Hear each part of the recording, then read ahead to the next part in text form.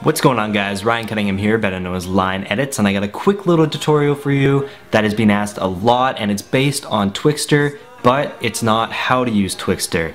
I've narrowed it down to 3 ways to get really nice slow motion when you only have 60 frames per second, or aka not a high-speed camera. The 3 things are the shot angle, shutter speed, and syncing. These are really important, and I use them in every single one of my edits, and I think about them all the time when I'm filming, so let's get right into it. Alright, here we are. We jumped into After Effects, and the first one that I want to cover is the shot angle. This one is extremely important to me. I definitely think about it a lot more when I'm filming because I know that when I'm editing it's going to make a big difference. Now, if you look at this first one, this was a class project that I filmed. I haven't uploaded to YouTube or anything, and I won't.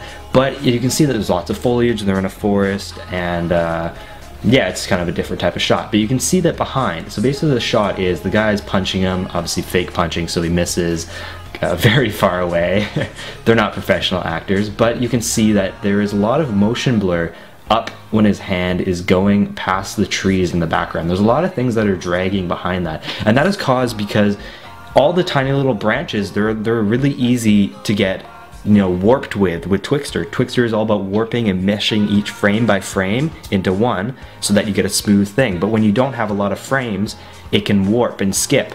So basically that what it does is anything behind it, it can easily drag. So as you can see lots of the trees are getting dragged with the thing. But if you think about the next shot, it's very open. There's nothing to drag in. It's a flat sky. It's really easy. So if you watch this, you can see that there's barely any warping, and in real time he's moving super fast. So you gotta think about your shots. You gotta think about what is behind the movement, because you don't want to have all this warping. It won't look good when you're trying to slow it down. So lots of my times, that's why I shoot outdoors a lot of times, because there's the sky. The sky is a great way to slow down, and that's why all my shots are usually with a sky in the background. So you can see that it's super slow, and I'll play this out for you right now. And you can see all that warping compared to this, which is just really, really smooth. So that's very important when you're thinking about it. Do not try to use anything. Like, think about light posts or foliage, trees. It could be, buildings also, or even people.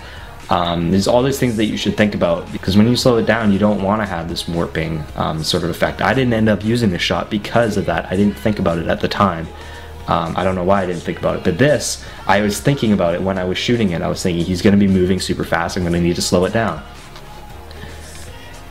Now that we've briefly gone over the shot angle, we're going to go into syncing of the shot. This is another extremely important one because it also defies your warping too. In this one, we're not looking so much as what the background is, even though in this shot there is some trees, but they're out of focus, so it's almost like it's a flat background. We're more looking at what parts of the person is there warping with, and when, and how can you get rid of that and almost cheat it. And so in this first shot, I just slowed it down to 15 in Twixtor, and I just did the whole thing, no syncing or whatever, so you could really see. And this isn't a bad shot. This is actually pretty good. I was surprised when I was rewatching this. But when you see right here, you can see his legs kind of in this area, and you can see that they're warping right here. Beginning, it's that truck in the background, it's those poles and the people. But in this area, so I wouldn't really want to slow this part down.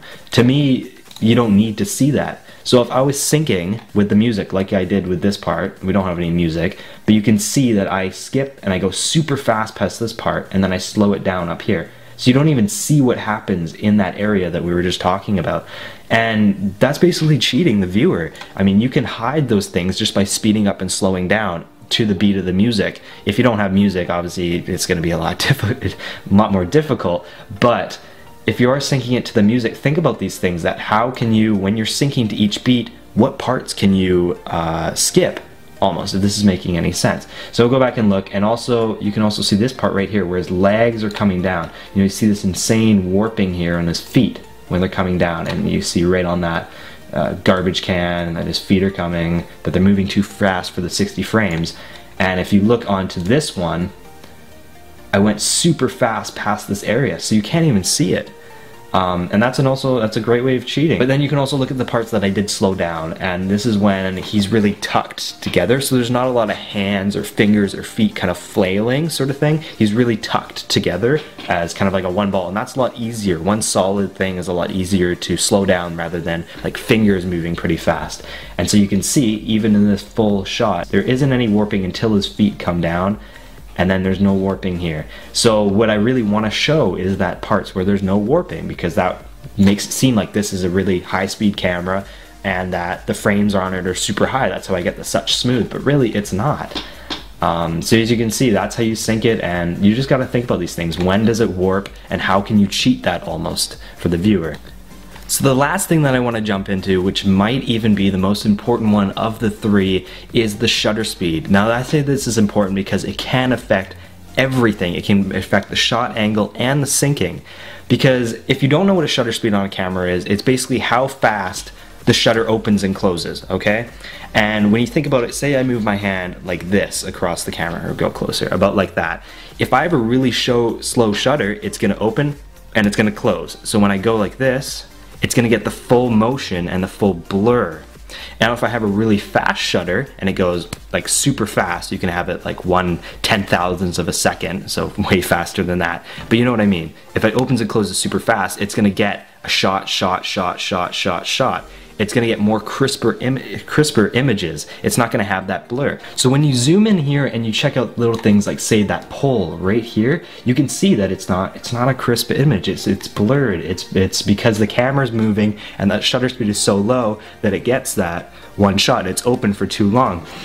Now it's not a bad thing. I mean, if that's what you're going for, you can have that. But if you really want a crisp image that you're slowing down, this is what you have to think about. So especially on that church, this is a church by the way, on the back of it you can see that it's, from right here, it's super crisp. And then once I start turning the camera, you can see that the blurriness kind of comes into that. So a better example of a high shutter speed, I know this is completely different, but this is my friend Jeremy. He's a really fucking good BMXer, but you can see him coming and he's moving super fast. He's moving really fast. If you ever watch BMX, they're going super fast. And this had a really, really, really high shutter. And I could also do a really high shutter because it was a really sunny day. Like in the past clip, it's at night, so I didn't have a lot of light to bump up the shutter, so I had to bring it down to get more light. So this is a really sunny day, so I could have the shutter up to like 2/1000ths of a second or 3 or something like that. So he's super crisp, and you can watch this. So when you watch, we'll watch both of them actually. Okay, so we watch that and he's blurred and the background's really clear, and then once I start to turn the camera, look at the railings right here start to get blurred, and the church. And that's because by the low shutter speed. If we go to a clip like him, you can see that he's super crisp, everything about him. There's no blurriness to it, even the tire isn't blurring. And it's good because the background's out of focus, so there isn't a lot of warping either. But you can really see the crispness of the high shutter speed compared to something like this. You can see the blurriness, especially in the skis and the posts and the background. Well, something like this is just clear. It's a really good shot, I think. And so those are the things that you got to think about. You got to think about, you know, the shot angle, if there's any trees, what's going to warp, the shutter speed, you know, if you want a blurry, go for it, have a low shutter. But if you really want a crisp, slow motion, you got to bump up that shutter to get that nice, fast shutter speed so that you get a crisp image. And also the syncing of your shot, using the spots that don't work. If you're shooting at 60 frames per second, not everything's going to be super nice. There's going to be warping. So it's just how you use that and how to fake it as if you had a really high speed camera, so as if you were using a camera that shot at like 900 frames per second. But I'm guessing if you're watching this, you don't. You have a camera that can shoot up to 60 frames per second. So it's all about using that and kind of syncing that to get rid of, so the viewer doesn't see the warping sort of thing.